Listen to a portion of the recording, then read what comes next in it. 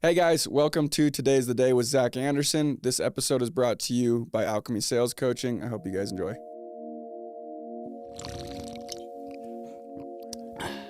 Hey, what's up, everybody? Welcome back to Today's the Day with Zack Andersen. What up? Welcome to Today's the Day. All right, what's up, everybody? Welcome to Today's the Day. Much love to everybody. Today's the day. Thank you guys for tuning in as always. I wanted to jump on super quick and let you guys know I'm extremely excited to announce that we finally have the top 10 journals live. They're on today'sthedayshop.com. Make sure you go and get yours. These things are perfect. We got them to the T exactly how we want them. It took longer than we were hoping, but they're amazing. I can't wait for you guys to go and implement these practices and develop these habits that have completely changed my life. So go and check out the journals. Go and get yours today. And I appreciate you guys. Much love. What up, everybody? Welcome back to Today's the Day with Zack Andersen. I'm unbelievably excited for this episode. And before anything else, I just want to say thank you so much to our guest, Kenny Cox. Kenny, thanks for being here. I know you probably drove from Heber, I would assume, right? Yeah, Heber, down the snowy canyon of Provo. Beautiful. So I'm glad you made it. I'm glad you made it safe, and thank you so much for taking the time. I know how busy you are. Before we dive in, I'm super excited for today. Kenny probably doesn't know it, but has been one of the most influential people in my business life, 100%, and for a lot of different reasons than most of my role models, which I'm going to dive into. But before we do, a little bio on Kenny so you guys can get to know who we're about to talk to. So, Mr. Kenny, you were born in Sanpete County, Utah. Let's go. Right? There we go, small town. Your dad owned a road construction company, and then your mom worked at the high school. You had 2 brothers and 2 sisters, which, from what I know, you're still really, really close with. Very, yeah. This was interesting. In high school, you played all 4 years as the pitcher on your baseball team, the quarterback on the football team, and you were the basketball captain, right? Which is remarkable, right? Yeah, I'm still Uncle Rico because I actually never played at the next level, largely because I was just so burnt out of high school. But I was pretty good. You were good in high school. I could throw the pigskin quarter mile. Okay, well, yeah, we gotta visit all of that. And if it was a small high school, don't even tell me. Just make this sound cool. Yeah, we were big time. I love it. And then you ended up serving a mission in New Zealand. So you spent 2 years in New Zealand serving for your church. When you got back, you ended up marrying your high school sweetheart. You have 4 kids right now. You made it through exactly 1 semester of college, so I beat you there. I hated it too, but I did 2 semesters. And then your life kind of just from there really went and took off, but you had a few stops along the way. You started out in MLMs. I know you ended up in vacuum sales at one point. You managed a bank, which I didn't know, and that led you to your door-to-door career where you're still currently at, and probably one of the OG of OGs, and you've built Vivint to what it is. Since then, you live what seems like would be your dream life. You live up in Heber. You have a ton of property. You invest in single-family, multifamily, mobile homes, apartments, and many other things, and you are still in the game and crushing. So, again, thank you so much for being here. I appreciate it massively. But let's rewind, start from the very, very beginning. Sanpete County, Utah. Yeah. I know what that is, barely, because of you and maybe 2 others. Give us the overview of what growing up in Sanpete County what it was like. Yeah. So I genuinely think I had the best upbringing ever. I mean, I think my graduating class in high school is like 135 kids, and I knew every single one of their first names, every single one of their last names. I knew where they lived. I knew who their parents were. I used to disappear with my tackle box and my fishing pole, like bungee cord onto my handlebars somehow. And I would ride my bike 9 miles to Palisade Reservoir up by Sterling, Utah. And I would be there from sun up to sundown, and I'd ride home in the dark, like on the highway, like riding my bike. That's amazing. Yeah. And we're talking, I'm probably 8 or 9 years old, and I was hoping to give my kids a little bit of that moving to Heber City, because my wife grew up there, and she remembers going down Main Street and in the middle of the day and not having a single car drive past her. Yeah. And I don't know if you've been up there lately, but it's like a madhouse. It's booming. Yeah. So, which I'm totally telling you how old I am, right? I'm 42 years old. So I grew up kind of in the 80s and drinking from the garden hose. I'm one of those kids, right? Yeah. AC/DC, Def Leppard, Metallica was kind of coming up. But yeah, so genuinely loved growing up in a place like that. And it wasn't it wasn't even just that I had a really cool upbringing. I had all my family is close to me. Like if you looked us up in the phone book, and the phone book wasn't very big, but there were 2 full pages with the last name Cox in there. So all my dad's family, and he had 7. There were 7 of them, and they all had big families, and they were all right there in Manti or Ephraim, and kind of the Cox name. My grandfather actually, when he got back from World War II, and he was a huge inspiration to me. In fact, I'll talk a little bit more about him, but. So during World War II, he actually helped with the cleanup of Pearl Harbor, a little bit of kind of the Minutemen, like, hey, take stuff, fix it, just learn how stuff works. This is your dad's dad. Yes. His name was Max. My middle name's Max. I was named after him. And when he got back, he and his older brother, Cecil, they actually started into road construction. And in fact, a lot of the roads and bridges in southern Utah were built by the Cox family. So if you're ever driving on the freeway, you know, you like give it up for the Coxes. Yeah, we can thank the Coxes for that one. Yeah. No, so they actually a lot of the infrastructure in southern Utah was built by my grandfather. And long story, the state wouldn't pay them. They actually were on the verge of bankruptcy. Ended up winning the lawsuit. The state paid them, and at that point, my dad and all of his brothers and cousins bought the business and then turned it into Cox Products.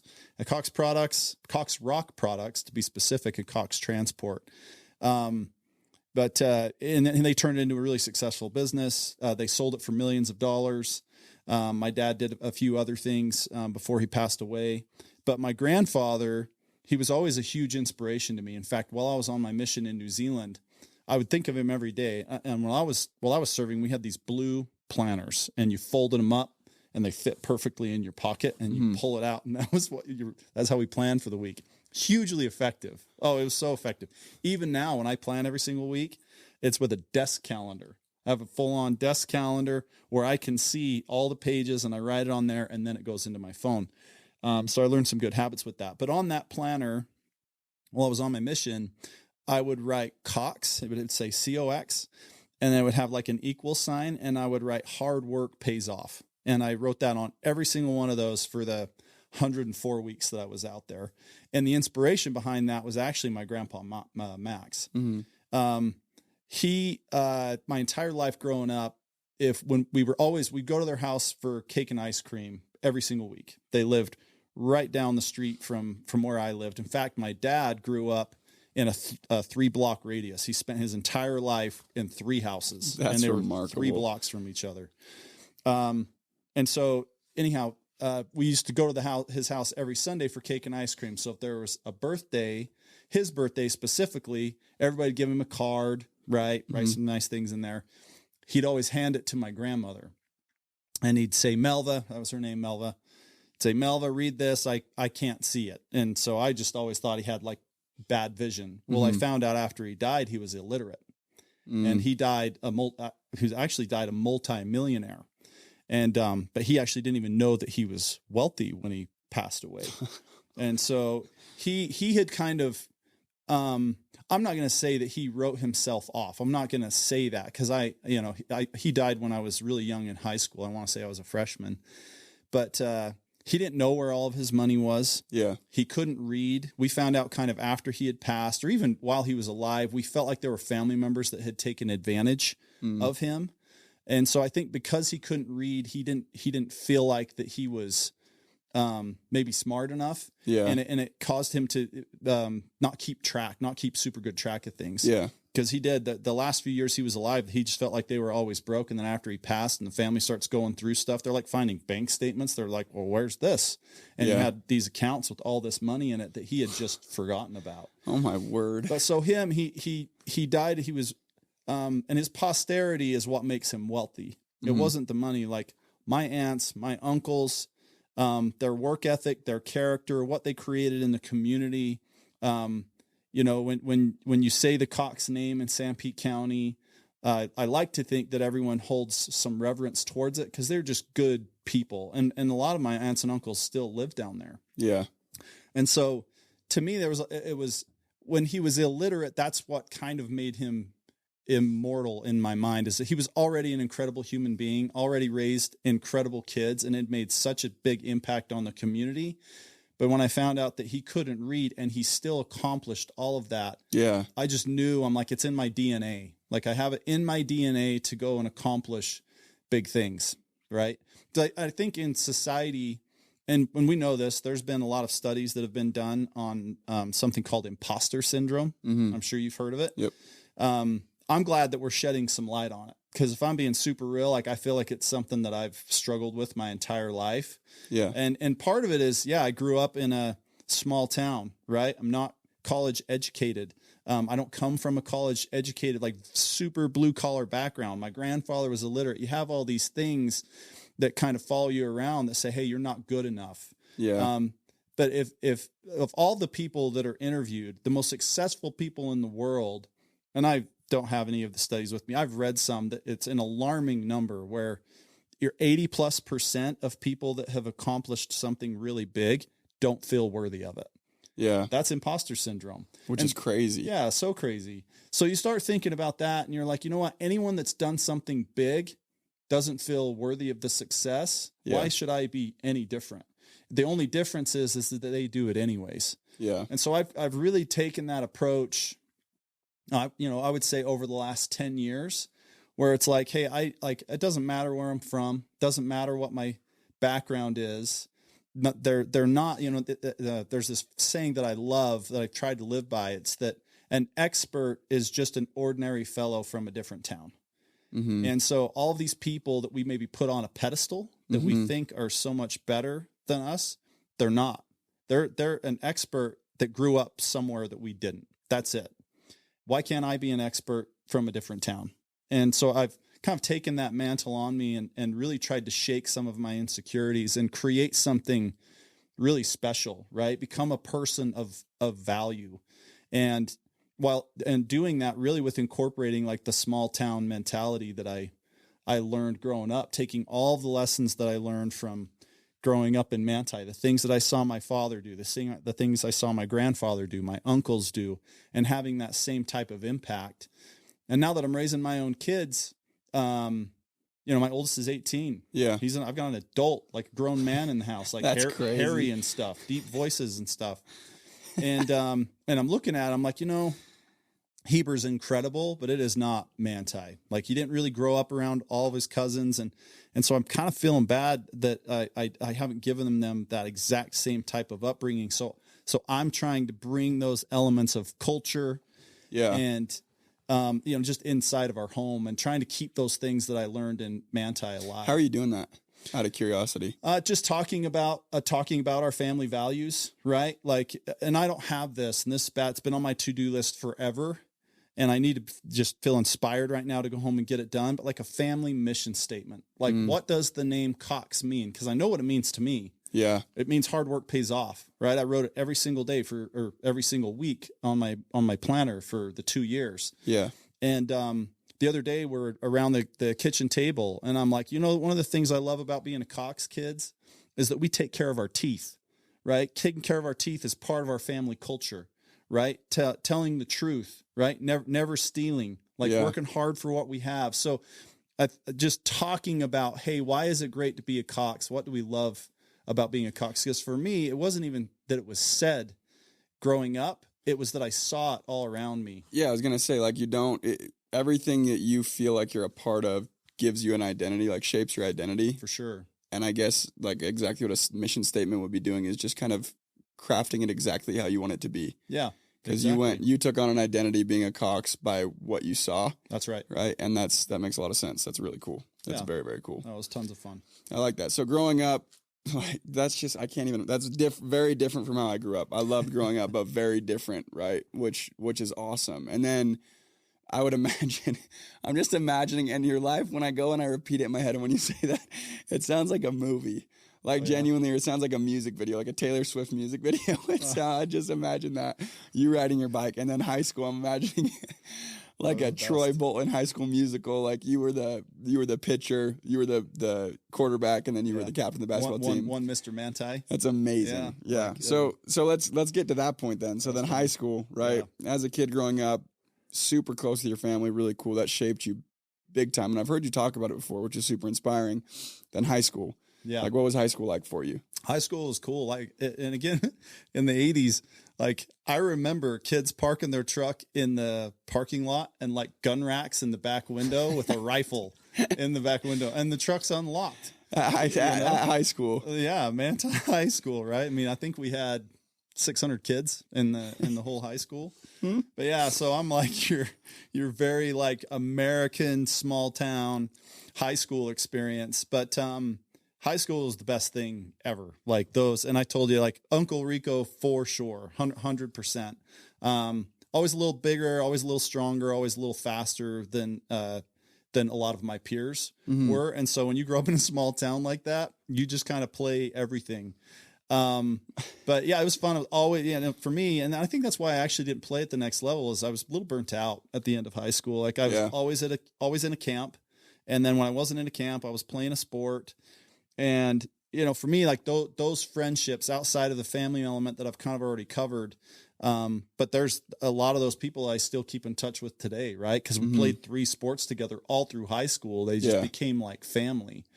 And so, yeah, just some really amazing experiences with sports, really kind of finding myself in leadership.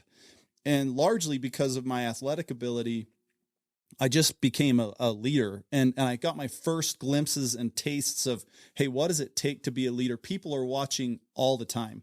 And so even in practice, like I never slacked. Even if I was tired, from like all the other camps that I was attending, like I would make it a point to outrun, out hustle, outwork everybody else. I'd show up early, and I generally would stay a little bit later than everyone. And during the drills, I would work really hard to try and beat everyone. Yeah. And I think that was when the competitive element in me started coming out, and it's alive and well today. In fact, it's really frustrating at times because I can't handle not giving it 100%. And if there's somebody there that's pushing me, I have to either keep up or be beating them. And I think that's what has actually made me excellent at this job is like, you could say, hey, I'm going to pay, if I'm knocking doors, I'm going to pay $1,000 more, for every account you sell today. Or, if you beat Zaza, I'm going to give you a 12-pack of Liquid Deaths. That's going to motivate me way more. Because to go mop the floor with Zaza is going to motivate me way more than $1,000 more per sell. And I think that's something for a lot of people. It's just kind of built into them. Because I can tell you, my kids probably aren't wired as much that way, and I don't know how to like. Well, how do you think that was wired into you? Because I get that it's in you, but I also think there's certain things that bring it out of you, if that makes sense. And do you feel like high school was that time for you? Yeah, high school is when I just found my stride with that, right? Like just competitive opportunities, working with people that encouraged me. And I'll tell you this too, even like having my own kids, I'm just realizing that, hey, people can influence you only so much.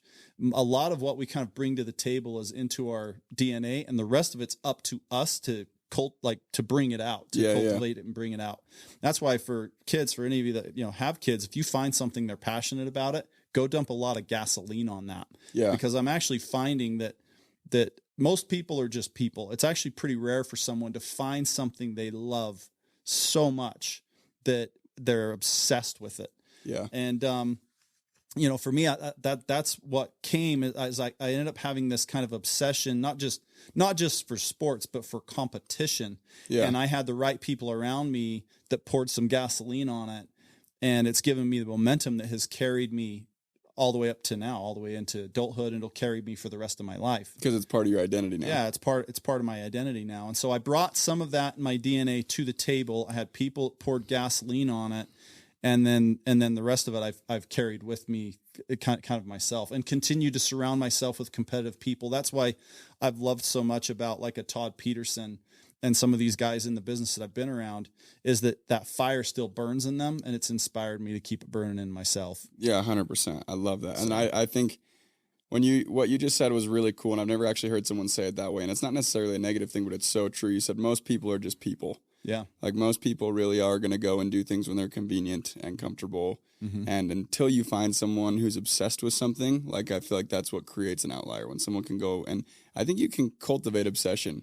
Like I actually do. I think you can go and like become obsessed with something when you see progress that you in something you may not have been obsessed with originally. Yeah. Because for me, I definitely wasn't obsessed with things I'm obsessed with now. But when I started working towards them and getting better, I was like, holy crap, like it got addicting.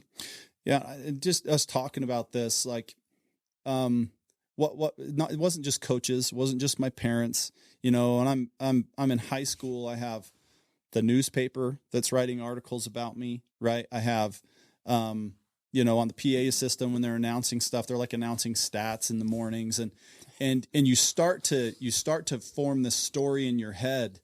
Hey, I'm a freaking beast.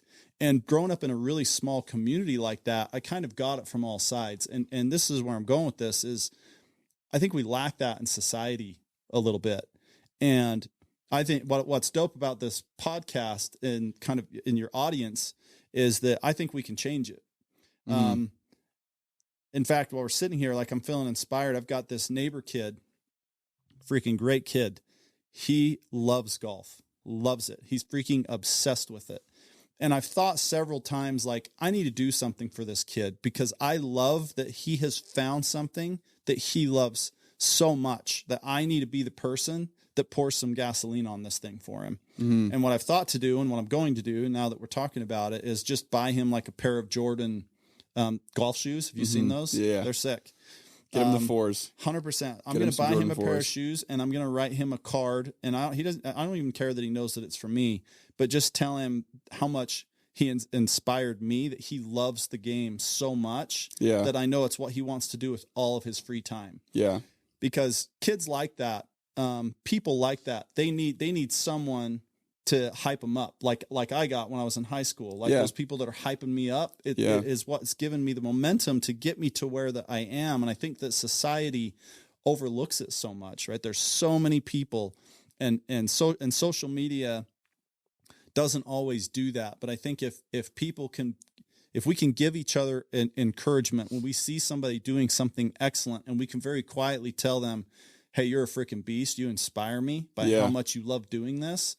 That will echo for an eternity with these kids, because it did for me. Well, dude, that's rad. I want to hear about that when you do that. That could very well go change his life. But that goes back to exactly what Casey Baugh talked about when he was on here. He said he thinks anybody who's gone and accomplished anything worthwhile at some point in their life had someone who believed in them or pushed them farther than they thought they could go, and believed in them more than they believed in themselves. Right. And I think sometimes in the moment, especially with younger generations, with how many distractions there are, it's so rare to find someone who can go and focus on something, let alone be obsessed with it.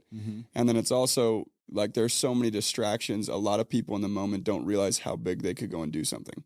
100%. They really don't. Like they don't spend the time required, because it does take time in a lot of cases. Like in that example, it takes a lot of time to go get good at golf. A lot of time. Tons of time. And at least from my younger siblings and their friends and kind of what I see, and even my generation, it's like people don't spend very much time going and getting good at something. They don't. They give it a try. And my least favorite thing in the world is when people say they tried. Like I tried. I hate that. Right. It should be I'm trying until it works, or you decide you just don't actually want it. Don't say you want it and you tried and it just didn't work. That's right. Yeah. That's my opinion of it. So I think that's awesome. I love that. So high school, you were literally like the Troy Bolton, which is that's amazing.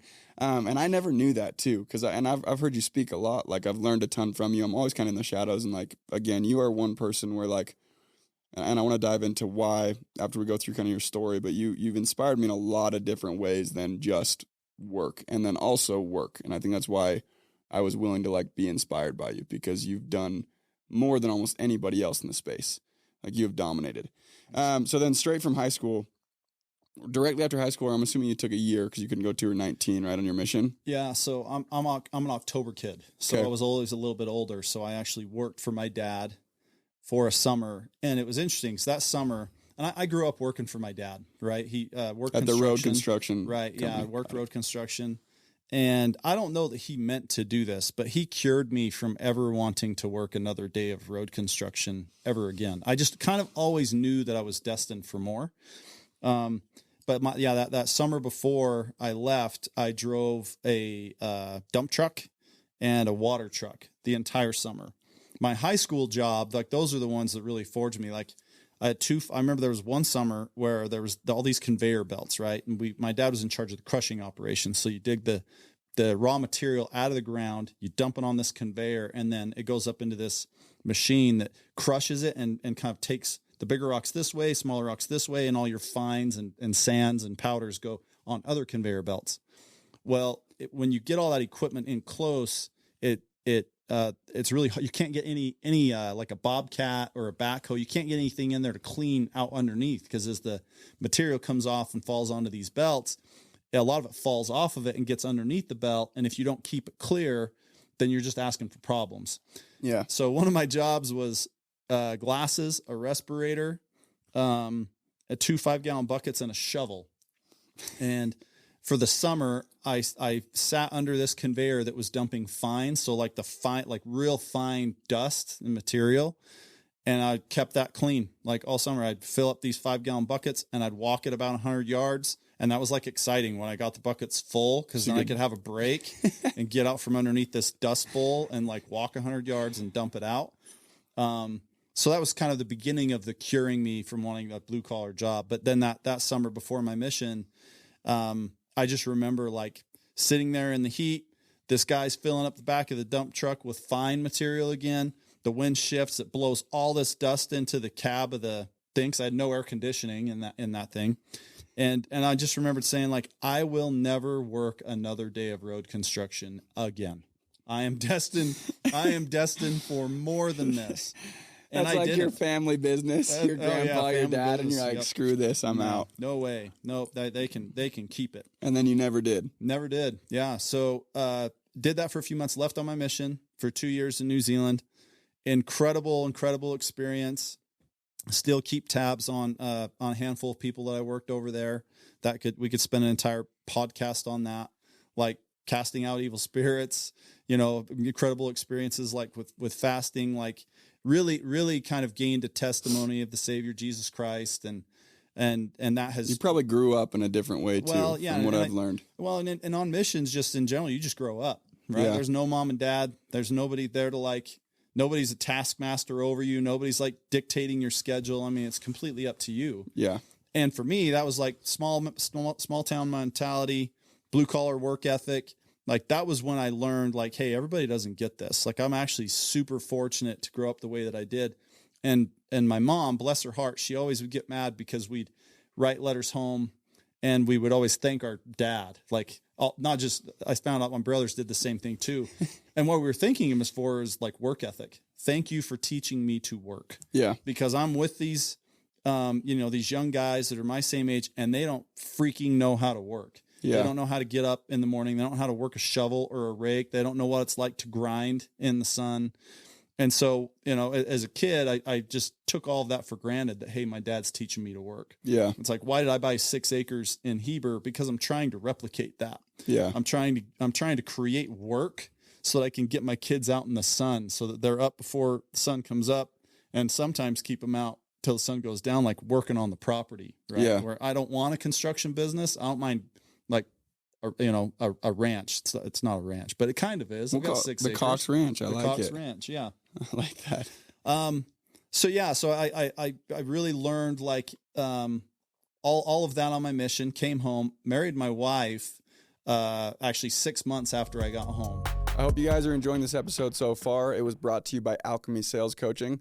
Now, I typically don't run ads, but I feel very strongly about ALCHEMY Sales Coaching. I started doing one-on-one coaching with Doug back in 2019, and since then, I have gone and not only blown up in my career and my earnings, but it's really helped me through just the ups and downs of life.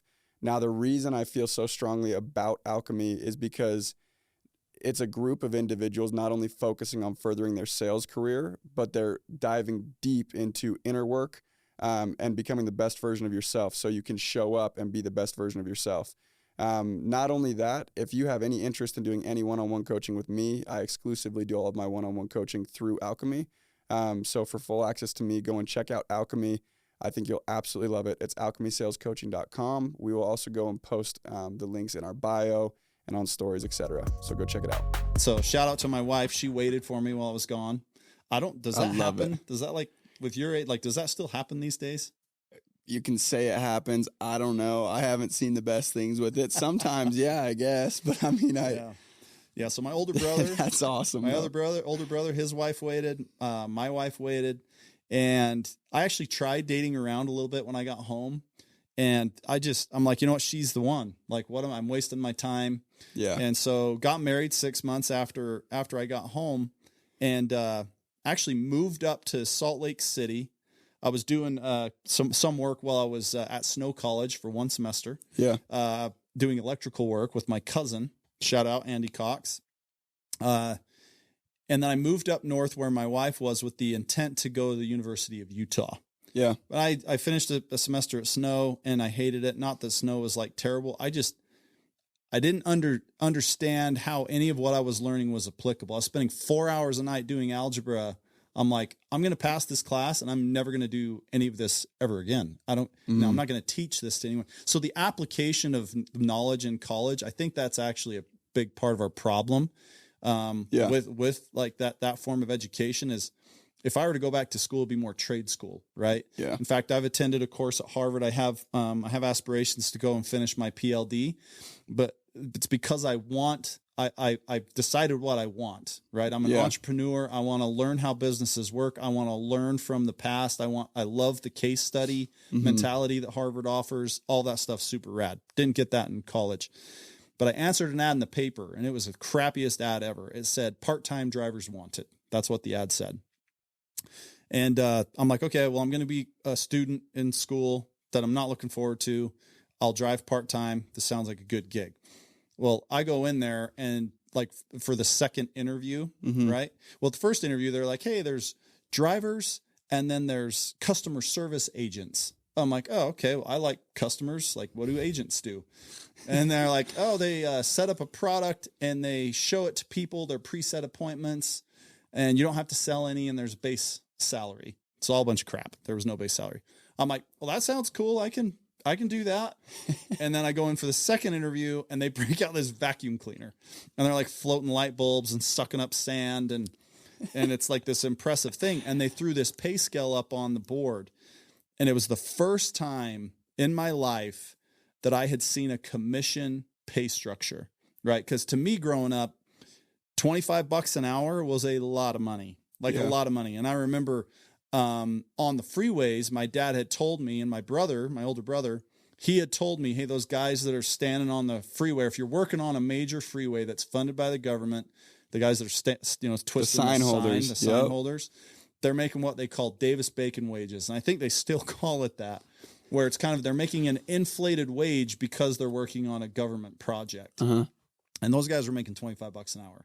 And so to me, I was like looking at the old wrinkly sun-worn man with the sign in his hand as a kid, kind of envious of that dude because he was making $25 an hour. You know what's insane?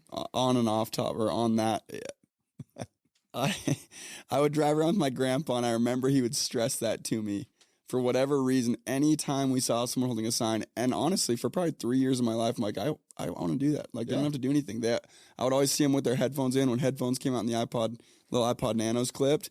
And I'm like, they just get to stand there and listen to music. That's sick. Yeah. And I agree. I was like, I was always told that's insane money. Like, that really was, truly. Yeah, and who knows? Maybe they're paying them $80 an hour. Probably. Now, with inflation, they're making at least 80. Yeah. So you saw your first pay scale. Saw my first commission pay structure, and it blew my mind. I was like, hang on. I can go work harder than the guy next to me and make more money than him, right? Because all the jobs, and again, like, shout out to the old man for putting me on the crappiest jobs, paying me the least amount of money because I was a young guy. Yeah. But it didn't matter how many hours I worked. I could never make more money than Fred, the old rotten guy with smut magazines in his dump truck that was like next to me. I was never going to make more money than Fred, right? If I outworked him, I was never going to make more money. And so when they showed me, like, look, if you go outperform everybody else, you can make $100,000 doing this. I was like, done. Right. And it kind of goes back to what I'm saying is that I had enough people that had hyped me up that I was special, that I like had this special gene inside of me that I'm like, I'm going to go and make this pay scale my B. Like, I don't know how to sell stuff. That's not true. My first door-to-door experience actually was, you'll like this. We sold chocolates out of like a magazine, and whoever sold the most chocolates got this giant, I mean, it probably wasn't very big, but to me at the time I was a kid, it was big. It was like probably, I don't know, it was probably an 8-inch tall chocolate rabbit. And they were like, whoever sells the most chocolate gets this rabbit. You went and made them like $6,000 and they give you a chocolate. Bro, I sold $600 worth of chocolate. Full on BMX bike with my pegs, like riding around, knocking on all my aunts and uncles' doors, right? I had the competitive advantage. I was an outlier because all my family lived around. But then I full on just started knocking people's doors that I knew, like Mr. Simmons that still owns so I won't call it hardware store, but it's not. He sells like shirts, and he actually sold me some blinds for my mom's house that I own now. But he like sells everything. But I knocked on his door, sold him some chocolates, and I remember going to school that day and being like, I worked hard and I sold $600 worth of chocolate. I hope it's enough. And being like, come on, chocolate bunny. And they're like, in third place with $58 of sales like, oh, is gosh. Gregory. And in second place, and I actually think I'm remembering this right. I think Greg took third. Ariane took second with like $250. And in first place, Kenny Cox with $658. And I'm like dropping the mic. I'm like, give me my chocolate bunny, right? So that was actually my first experience with door-to-door sales. But you were destined for greatness. Yeah, seeing this pay scale, remembering like my old school days of earning a chocolate rabbit, I'm like, I'm going to do this. I'm going to like, I'm kind of Ed Milet thing. Like I didn't know this till later, but I'd always felt that. It's like, I'm the one, right? The one shows up like, I'm the one. I'm showing up. I'm going to go and make something for myself. So school immediately took like, not even a back seat, like a third row seat, like a nosebleed seat. I'm like, freaking hate that. I'm going to go and do this. And I almost quit. And I had never quit at anything before, right? I was 4 weeks in. I'd done a bunch of presentations. They try to trick you into selling your friends and family. And that wasn't working. Like I wasn't selling to any of my friends and family, right? Cause I'm not selling chocolate anymore. I'm selling like a $2,000 vacuum cleaner. And, pretty cool experience. Like I was actually down. This is when I pay cash for gasoline, right? Early 2000s. And I'm married. We're living in a 500 square foot apartment downtown Salt Lake. My wife works for Cintas, a decent job, but I'm like 4 weeks of driving around, haven't sold a single vacuum cleaner. And I'm starting to question myself. And I have I think it was $22 of cash left. And I remember standing in the apartment, and I held it up to my wife. I said, I'm going to spend this $22 on gas. I'm going to go to Price, Utah. I have a referral up there from my sister. If she doesn't buy, I'll quit. And I drove to Price, and I'm doing this demo for this lady. And there's a point where you ask him, hey, bring out your vacuum cleaner.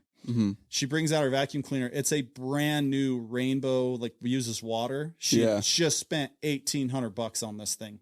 Just spent $1,800. Called the office. She's like, look, you drove all the way up there. You may as well do the demo. I do the demo, and this lady buys. She actually buys from me. She's just a vacuum connoisseur. Dude, she just has all these expensive vacuum cleaners, right? Now she's got $4,000 worth of vacuum cleaners, and she's the only person that lives there, right? But I drove home, and I made $300, and on that sale, I made $385. And you know, me, like my construction background, I'm starting to do like, okay, I left my house at this time. I'm driving home right now. I've put in this many hours today, and I'm doing the math in my head. Yeah. And I made something like $35 an hour. I was like, I made more than the Davis Bacon wages guy. It clicked. Yeah. And then I was off. And I started becoming really consistent. I started selling about 80% of my demos I'd sell. At one time, I owned a couple records in the Western United States. Don't really care about any of those anymore. In vacuum cleaners. In vacuums, yeah. That's amazing. And I would go to family functions, and I hated telling people I sell vacuum cleaners. I freaking hated it. So whatever you're selling, make sure it's something you can be proud of. Don't be the guy that shows up at the family party and you hate telling people what you do. Yeah. Or like, oh, I'm in sales. What do you sell? I sell air purification systems. That's what I tell people. Freaking hated telling people I sold vacuum cleaners. But I did really well as a sales guy. Moved to Texas, Austin, Texas, because there was a feud between two of the area managers. And just because of my volume, she was starting to order a lot of machines. And this was my like the dealer that I worked with, which no shout out to her. She was one of the worst mentors and worst people that I've ever worked with. I'm not even going to say her name because it's 4 letters and it's a cuss word in my household. But I moved to Texas and opened my own shop. I hope she hears this. Yeah, she's not going to hear it. Maybe she will. You know who you are. So I moved to Texas. I opened my own store. I get up to my eyeballs in debt because she's a terrible mentor. Like, I don't really know how to. I'm 22. I can sell a vacuum cleaner. I don't know how to run a freaking business, right? At that point, self-development books weren't even super popular. Mm-hmm.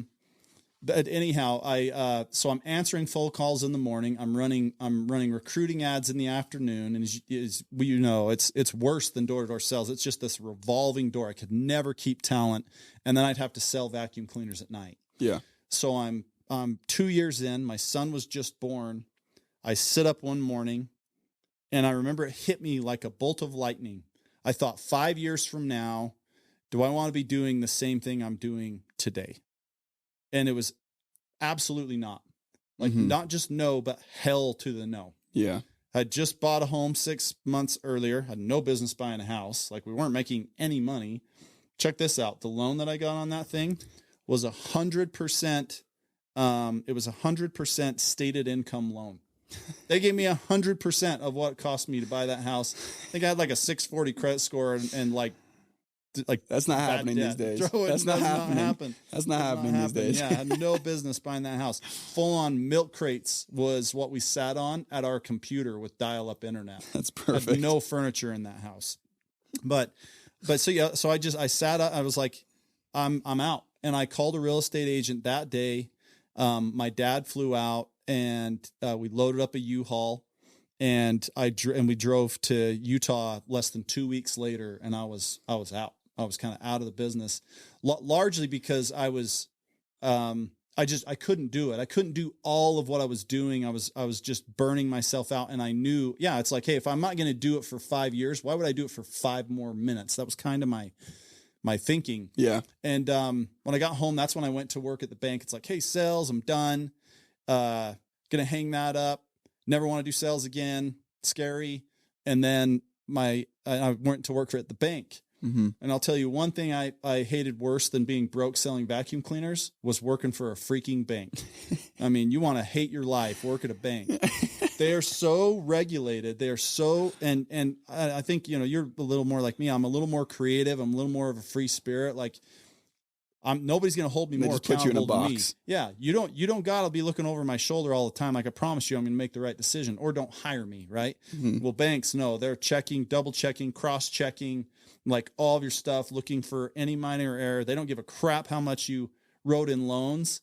If you're not keeping all your Reg CC stuff like perfect, then they're going to write you up. And I'm just like, screw this. That time, Kevin, shout out to Kevin, my younger brother. He went with Bodie Gardner. So Bodie and I served our missions together in New Zealand. We flew out together, flew home together. And we made the commitment to each other on the airplane that we would make our first $1 million by the age of 25. I didn't do it. Bodie did.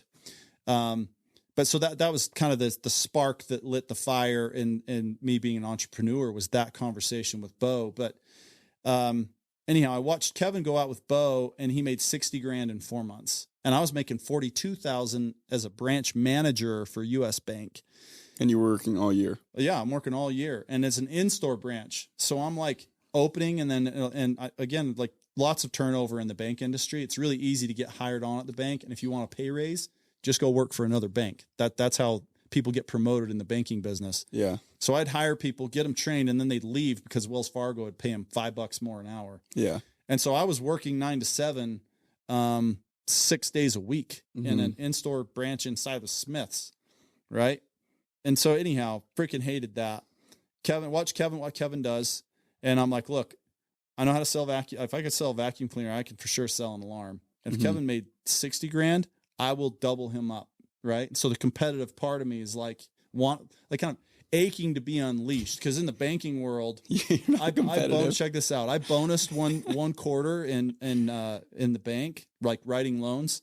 Wrote something, I don't even remember what it was, $20 million worth of like loans, talking people into getting home equity lines of credit, car loans, and at an in-store branch. Nobody's walking into a Smith's to get a car loan, right? But I'm selling loans. And you know what my bonus was for that corner? And on the conference call, her name was Christy Bayless. Shout out Christy. You get this somewhere. She had this 80s hairdo. She was freaking rad. She's hyping me up big time on this conference call because Kenny bonused. If you guys work hard, you could bonus like Kenny did. Guess how much my bonus was? I don't think I want to know. $50. It was like $52 and change. And she is hyping me up like I did something amazing. Oh, dude. And I'm like, $52? Like, I sold vacuum cleaners. This is not like a bonus, right? $5,000? Then now we're talking. Then you can hype me up as much as you want. So the poster boy gets a $52 bonus. So Kevin makes 60 grand. And I actually quit my job at the bank before Christmas. And this was back when we didn't do preseason. Like, it was just a summer job. People showed up in April and they went home in August, and that was it. Nobody else thought about it. Well, I had a family to feed. So at this point, I've got 2 kids. I owned a home. I think I had a car payment because my wife, she brought, like, you should have seen the car she brought to our marriage, bro. It was rusted out in the floor. Legit, she's driving. I'm like looking down. I'm like watching the road pass underneath while we're driving. I think her dad, Devon was his name. He was like one of the old timers that will just never be forgotten. He used a bike tire to fix the suspension on her car. And that's what my wife brought to the marriage. I'm like, that's awesome. Perfect. Yeah. So I had to get pretty big trust fund. Had to get a loan. Yeah. On so my wife could drive a car that, carbon monoxide wasn't going to come in through the bottom of the vehicle and kill her and my kids. So anyhow, I've got like a car payment. I've got a mortgage payment. But I knew from watching Kevin do it that this was a vehicle that could get me somewhere. Right. So the vacuum thing, all I brought home with me was debt. I just couldn't sell enough. I had people on salary, which was another suggestion from my terrible mentor. Like, hey, yeah, pay that. Now you have 3 people. You got to pay them each $2,000 a month, and you have phones, and you have power, and you have a lease. Oh, and you're the only one that can sell a vacuum cleaner because I couldn't duplicate myself. So I brought home like $60,000 of debt. And I had no idea how I was ever going to get out from underneath it. And it was the only time in my life that I thought about filing bankruptcy. And it was scary, right? So I'm 26, 2 kids, mortgage, car payment, $60,000 of vacuum cleaner debt. People calling me. Yeah. I actually defaulted on a credit card. It's the only payment I ever missed because it was in my business name. And I was like, oh, okay, it's in my business name. I'm going to deprioritize that and worry about the others because that one won't affect me. No. It gets you. I was a personal signer on that card. Yeah, that crap sat on me for 7 years. Right. So I quit my job, and in January, I think it was January 4th. I'm trying to remember the lady's name. I walked out my front door, and I'm like, okay, I go to church with a lot of these people. I'm going to avoid those doors. Right. Sandra Fotheringham. That was her name. That was the name of my very first cell. So I call my little brother, Kevin, and I'm like, hey, I'm going to go out and knock some doors. Will you just be available in case I get into one? Because I'd watched him sell 3, but he was a bad trainer. He didn't let me fill out the paperwork. I had no idea like how to do any of the stuff. Right? Yeah. I just knew what to say. And about 15 minutes later, I'm in Sandra's house, and she lives like stone's throw away from my place. Like, she's just down the street. And I'm like, hey, I'm in with the Fotheringhams. Can you just tell me how to do all this? And he's like, hang on, you're in a house. I'm like, yeah. He's like, and they're going to buy it. I'm like, yep. Like, okay. So they're going to like sign up for it. You think they'll pass credit?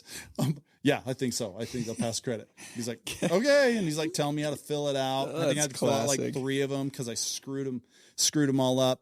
Well, I sell 10 my first 3 days, right? Summer comes. I'm already at like 54? I don't remember. It's either 50 or 70. Sold a whole bunch of preseason. I got like, again, I'm like, people are hyping me up. TP's like, preseason, nobody ever does this. This is crazy. This is unprecedented. You're starting the summer with 50. And I'm like, I had to. I had to make money. And you know how much I was getting paid? I was getting paid $125 a deal up front. That's what I was making on preseason accounts. And I had to sell accounts to feed my family, right? Because my wife's got 2 kids at home. She's full-time mom. And so I started that summer with it's either 50 or 70 accounts. I finished the summer with 276, funded like 240 something, made $160,000. Yeah. And it changed my entire life. I paid off all my bad debt that I'd accumulated chasing my vacuum cleaner dream. I paid off my wife's student loans. And part of it was by design. I actually paid off all my bad debt, didn't invest a penny. I would have changed that now. But now I was broke again. I'm like, guess I have no money. Got to do it again. I guess I have to go start working again. So again, the next year, 50 preseason, sell another like 250 accounts. And that was the first time in my married life and my adult life where I felt like I had my head above water. And there will probably never be a more special memory for me than at the end of the year getting those back end checks, because it used to be they'd mail it to us in the mail, right? Vivint would. They'd mail me the check, and my back end checks would be, I don't know, like 100 grand, 90 grand, $100,000, something like that. And I remember walking into the bank that I used to be a branch manager of, just feeling like an absolute baller, just being like, boom, here's my $1,000 check. Ask me how I made this. Yeah. Right? Wouldn't really say that, but that's like what's going through my head. And this freaking 19-year-old kid, they don't know, but I'm like, I'm a rock star. Look how many zeros are on this check. Like, ask me. They don't give 2 shits. No, they don't care, bro. They don't freaking care. But yeah, so it was really, my first year, I didn't really recruit. My second year was when I started getting serious about the job. And, once I kind of had a taste of that, I'm like, this is it for me.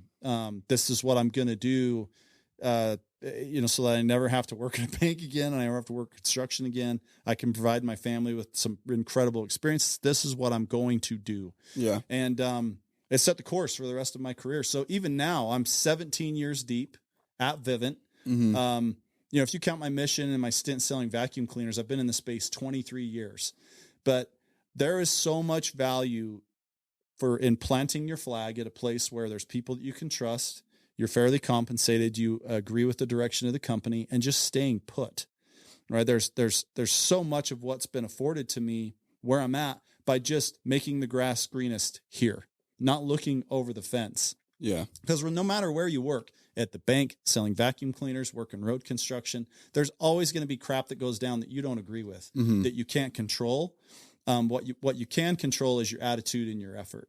And so for me, it's just been that. It's like, I know this works. I love the people that I work with, the product, kind of the whole offering makes sense to me. Even now, after 17 years, it's what's kept me at Vivint. Yeah. And so, I've sold 3,000 personal accounts. I've sold probably a dozen solar accounts.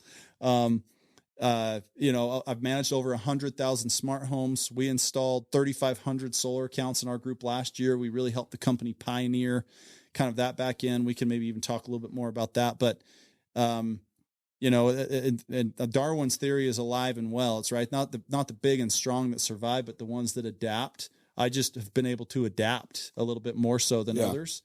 And I've made like a really, really awesome career out of it. And the exciting thing for me now, I know I fast forwarded really quick there, but I have a ton of fire in my belly. And there was and a lot of it is just because I've continued to hang around people that motivate and inspire me. But as I've gotten older, it's like, hey, the money's great. Yeah. And it inspired me and motivated me for a little while. And then what it still drives me today is actually recruiting and mentoring and teaching people to fish, right? Like, I love that. It gives me so much fulfillment. And Todd said something on an interview with Ryan Smith, and you might remember this. They were in front of the jet in the background. Yeah. Yep. Maybe I've told you this, and I've probably said this on another podcast, but the whole time these 2 billionaires are chopping it up. It's like, what are they talking about? They're talking about meaningful work. And I think that Ryan actually said that. And when he said it, I'm like, that's what I'm in the pursuit of. Yeah. Meaningful work. right? I'm in a position where I could probably not work again if I wanted to. I've been really smart with my money over the last 10 years, especially, and putting it together in active investments, things that will pay me cash flow. And I don't want to put myself in a situation where I don't have to get out of bed to go to work if I don't want to. Yeah. But the way that we are wired is that we will always want to be doing something. Mm-hmm. And what do we want to be doing? Something that's meaningful, right? I had a really good, and he's a big inspiration to me, Sean Brenchley, right? Mm. He and I were having a conversation one time. He retired from Vivint 2012, ripped a big fat paycheck, and took a lot of time to go spend like with his family because he'd been grinding for a lot of years with Vivint. And I remember he told me one day, he said, going grocery shopping for my wife every day and becoming like an artist at picking the best fruits and learning how they all ripen. And he's like, it gets really old. And that like resonated with me. I'm like, we're all in such a hurry to get done or to be retired and have all of this money. It's like, well, then what? Yeah. Like that, then what? Well, I'll tell you what then is meaningful work, doing something that actually makes an impact on society. Yeah. And that's what I love about Todd Peterson and Ryan Smith is these guys, they have generational wealth. Like you start doing some math, it's like they can't spend enough every day to run out at the end of their lives. They can never do it. Mm-hmm. And so what occupies their time is doing meaningful work. And so for me, the older I've gotten, the more attracted I am to that. Like, how can I do things that are more meaningful, not just at work, in my household, in my community? Yeah. That's what drives me now. It's what's starting to drive me more and more. I love that. I mean, dude, and so every time I go into these, I have a list of questions, obviously, and it's so cool as I've learned to just kind of sit back and listen more and like let you go through, like just watching you go through your story, you're answering all of my questions. And cool. And a lot of what I do with this podcast is like, it's selfish. Like I enjoy and I get more out of this than probably anybody. And I love it.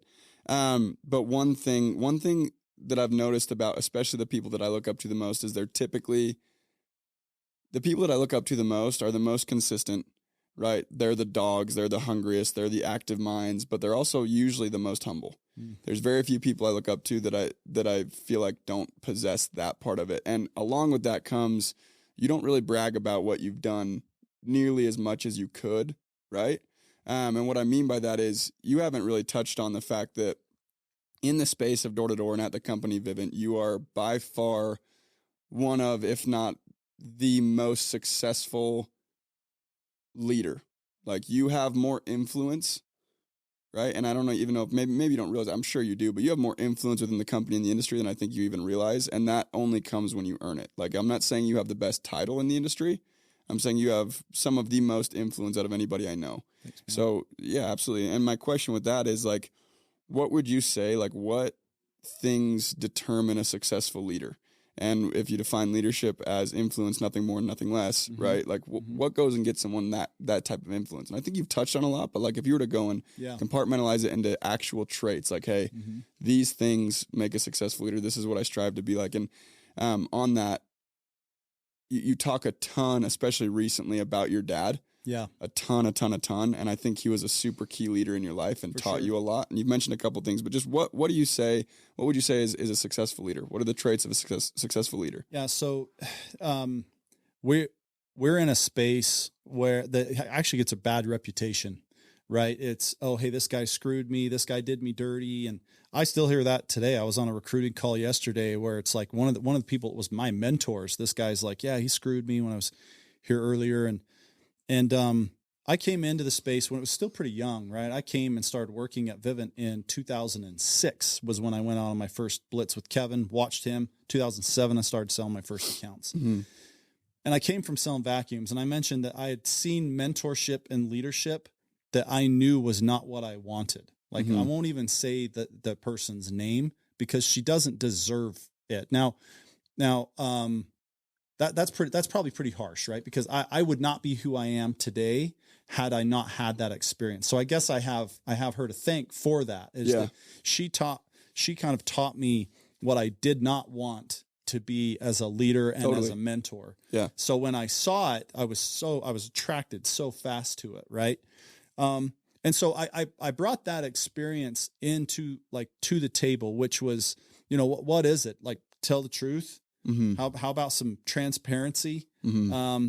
And even when I started at Vivint, it's not that I really got that all the time. I was just attracted to that. And so, what do I accredit a lot of my success to? My success to here at Vivint is, number one, I've surrounded myself with world-class people that are smarter and better than me in almost every way. You know, Henry Ford used to say that, right? Is that, he had a button on his desk where, you know, somebody, accused him of being incompetent. In fact, they even went to court over this. I don't know if you've ever read about it, but one of the questions was, just about that regarding incompetence. And he just said, I have a thing on my desk, and anything I don't know the answer to, I can push one of those buttons and it will ring through to one of my people that knows all of the answers. That's me. I'm more probably like Henry Ford, where I'm not the best. I know I'm not the brightest. I know I don't know everything, but I have business partners that they are absolutely world-class. And I'm not just even talking about the people I work directly with, like John Taylor, Colby Rawlings, Kelly Rawlings. I work super close with those guys, and they are world-class at what they do. They're all different in a way, and they're all amazing at what they do. And that's really what has made our group thrive over the last 5 years, is just that I sought out partnerships where we had similar goals and different skill sets, and we've come together and made something beautiful. Yeah. That only happens if both them and me have a reputation that we're going to do the right thing by each other. You don't form excellent, lasting partnerships if you have a history of burning others. Yeah. And so I just made a decision really early on in my career that I was not going to be like this bad mentor. And I could give you I'll just tell you what they were, is that she was never honest with me, and I would hear her lie to customers over the phone. Right. And again, growing up in a small town, I valued honesty. Right. She would make me beg for my paychecks. Every single Friday when I had a big paycheck, I'd sit out in front of her office, and she would make me feel like an inconvenience for being paid what I was owed. What you earned on payday. She would make me feel like this big inconvenience, right? Bad physical habits, bad mental. She was mentally abusive. She would say and do things to bring people down. And so, I didn't want anything to do. I'm going to be so opposite of that in my leadership style that there will be no hint of any of this stuff. Right. And so that's how I've behaved and acted. And I can tell you, I've lost, and at least I've tried to be, right. I know I've probably not been perfect. I don't, and maybe there's someone out there that's like, Kenny Cox screwed me. I'd come call me. I promise you, I'll make it right. Right. And that's one of the things I've always loved so much about Todd. And I watched Todd, where over all these years, somebody would come and say, hey, I feel like I'm owed this. Why do you feel like you're owed that? Because of this and this conversation, I feel like I'm owed this. Todd's like, done. Here. Great. If anybody ever questioned his word, he was so quick to just be like, you will never be able to say that I owe you a penny. Despite you completely misconstruing this, you will never be able to say Todd Peterson owes you anything. Yeah. And so he's been a huge inspiration of mine in that way. And I've tried to behave like that. And where I was going with that is, I know I've lost dozens, maybe even 100 recruiting opportunities with people that would probably still be working with me today had it worked out, because I just wasn't willing to promise something I could not deliver on. Yeah. And so, and that's one of my maybe taglines, is that, hey, I won't tell you what you want to hear, but I'll tell you the truth. Yeah. And I never want to sleep with one eye open, right? Who knows who said it, but some say it was Abraham Lincoln. But if you always tell the truth, you never have to remember a single word that you say. And if I am telling a lie, or and I just call it a blessing or a curse, but I have a really guilty conscience. If I tell someone a lie, or if I'm hiding something, I feel like I'm doing that. I feel like I'm sleeping with one eye open, and I'm not wired to operate that way. And some people would say that it's cost me a lot of opportunities that I can't, but I would argue that it's created way more opportunities than anything else. And there really is, like the other saying is, there's no pillow so soft as a clear conscience. That could not be more true for me. Yeah. I don't care if it would have meant another $2 million. I just want to sleep good at night knowing that I've done right by people. Yeah. And you'd asked me about my dad. He died of COVID freaking weird enough, right? I mean, that whole thing. But that was like my dad. He was so honest in all of his dealings, right? He was so honest with people that when he died, like nobody talked back outside of my mom. My mom had plenty to say about my dad and his habits, but outside of, and I'll talk about my mom here in a minute, but no one ever said bad things about him, right? He was super honest in all of his dealings, and even to a fault. I know there were certain business things that went down where my dad got the short end of the stick. Yeah. And it's because he wouldn't bend or do things a certain way. If he didn't feel like it was fair, he didn't want to get involved in it. Yeah. Right. And so kind of watching how he operated, and then his only financial advice to me, is pay your tithing and pay your taxes. That was it. Be like, Dad, how do I make a whole bunch of money? Work really hard, son, and just make sure you pay your tithing and your taxes. That was it. And so I lived by that, but more his example of just, hey, do the right thing. Don't lose sleep at night. Align yourself with good people, and really good things will happen. Yeah. Right. My mom, she actually grew up in a really abusive household. She saw a lot of physical and mental abuse. Both of her parents were alcoholics. They were dead broke all the time.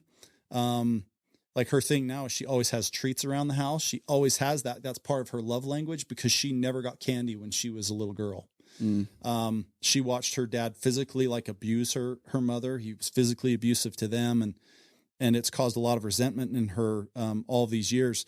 But my mom has not carried one piece of that with her into her raising of any of us. She was never physically abusive ever.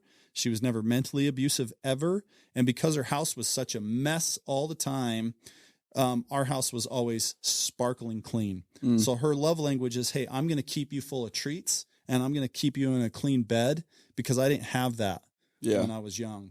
And, my dad passing, it's kind of brought some of those things to the surface that we're helping her work through.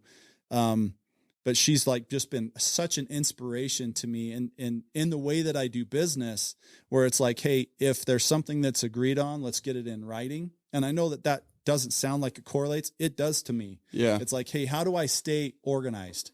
How do I be clean and organized so that I can think straight? Yeah. And a lot of entrepreneurs aren't. I've heard a lot about people hey, financially, their money's all over the place. They have no idea where it is. I can tell you where every penny that I have invested is. And a lot of that's just my upbringing with my mom, and how clean and how much attention to detail that she has paid. Yeah. And so it was interesting, because I kind of had both of those growing up. I had a dad that I was really fortunate that just always did business the right way. And my mom that was always super organized. And even though she was never in sports, she was never dude, she always had us in sports. She always had us into the dentist. She always had our health stuff taken care of. All the stuff that she didn't get as a kid, she made sure that that's cool. That we did. That's really cool. I love. That's a good answer to the question. It shows just as valuable as a good example was a bad example of 100%. What not to do, which is really, really cool. I love that. Yeah. Dude, there's been so many gold nuggets. Time flies by. I want to be respectful of your time and everybody else's. So to kind of wrap it up, the name of the podcast is Today's the Day. And the reason for that, and the origin story came back when I was in high school, when Casey was mentoring me pretty heavily. And as I was reading all these things, I was noticing a very common trend. And there was one quote that stuck out in a book, and it was just, all I have is now. And then today's the day. I don't even know where it came from, but the idea of it is just today's literally all you've got at the end of the day. Right. You don't have tomorrow. You can't change yesterday. So today's all you've got. So the reason I bring that up is the most important thing when bringing people onto the podcast is I want people who have that perspective on life of hey, I'm going to go get everything I can out of today for whatever reason. You live that whether you realize it or not, right? And most people who have gone and accomplished anything even close to what you have to live that way. Otherwise, they're not going to. So my question for you is kind of, where did you get that, or what had happened in your life to go and be or even recently, because I think it's a thing that you get reminded of. Sometimes you slip out of that and you're like, holy crap, life is finite. Right. Right. And if you were to say one thing that kind of sticks out that helps you take that perspective into every single day, what would you say that is? So it's changed over the years. James Lawrence, anybody that knows that he's the Iron Cowboy, right? Yep. He talks about a bucket of whys. because when things get super hard, if you only have one reason why you're doing something, it's not enough. Mm-hmm. It doesn't allow you to dig deep enough. And I love that principle because it has changed for me for a bunch of times over the years. And what's doing it for me today, what makes today the day, was I mentioned my dad died a couple of years ago of COVID. He was 64, right? He was pretty young by today's standards. And I realized in that, like, since he passed away, I've had my knee fixed. My knee was jacked up for 7 years. I went and got my knee fixed. I had a tear duct that was crushed. I got elbowed playing basketball and it crushed my tear duct, and I'd get eye infections. And I was letting parts of my health go. I was sacrificing certain things because I felt like I was too busy to take care of myself. Yeah. And now like today is the day for me because I want vitality, right? Yeah. Why didn't my dad he beat COVID? He's in the hospital. He'd never been in the hospital a night in his life. And the doctor said he doesn't have the reserves to beat it. And what they meant was he's not healthy enough to beat this thing. Yeah. And so I'll be damned if I'm not healthy enough to beat that, right? Like when the time comes, I want to be healthy. So I've got my body right. I've got myself fixed. I run 3 to 5 miles every single morning. I'm cleaned up my diet to the point where I'm comfortable with it. And on top of that, I want to leave a legacy. I don't want to be around long enough to just be healthy. Like I want to be around long enough to help raise my grandkids. Mm-hmm. And I want to make smart investments and moves right now so that I'm in a position to provide the people that I care about the most, not just my family, but like my friends. Yeah. Right. And even with what I've done, like I've checked 3 bucket list items off in the last 2 months. Mm-hmm. I've always wanted to lease a hunting ranch in Mexico. Signed the deal. I've got a 3-year deal on a hunting ranch in Mexico. My next bucket list thing is actually to buy a ranch in Mexico to hunt mule deer. The second one was that I actually killed a mule deer that was over 240 inches, which for those in the hunting world, that's a giant deer. Yeah. And then the third one is I bought a house on the courthouse steps yesterday. I saw that. What is like? Why was that on your on your bucket? Just have always. I'd heard of it being a thing. Like when a home goes into foreclosure, that they auction it off on the courthouse steps. And I love real estate, and I just was like, that would be dope to buy a house on the courthouse steps. So I did it yesterday. That's dope. And and I think it was Elon Musk that said, "Hey, what are your 10-year goals? Do them in 6 months."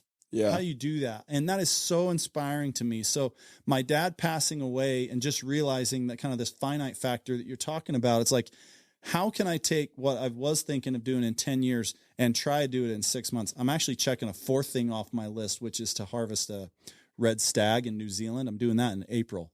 So legit, 2023, I'll have 4 of my bucket list items done by the 4th month of the year. That's amazing. So yeah, it's just, what do you want long-term? And how do you do it in 6 months? Yeah. Because, if you have the means to do it, and even if you don't have the means, how do you go partner with people like I have to go accomplish the goals that you want? Yeah. And do it so much faster. And so anyhow, there's kind of a lot in there, but the death of my dad has lit this fire in me that I want vitality physically, and I want to go accomplish my life goals as fast as I can. I love it. Because I just don't know. I don't know when this thing's going to wrap up. No, I love it. There's not a better way to end it. Again, Kenny, thank you so much, man. I appreciate you more than you know, and I had a blast. And everybody, much love. Thanks for watching. Thanks, guys. Thank you guys so much for tuning in today. As always, it was a blast for me. I hope you got something out of this. If you got something out of this video of value, share this with a friend, and please go show your love. We're on all streaming platforms, including YouTube, Spotify, and Apple. Any ratings, comments, likes, shares, they go a very long way, and they make it so I can keep doing these things for you, and I would appreciate it greatly. So please go share with a friend. Until next time.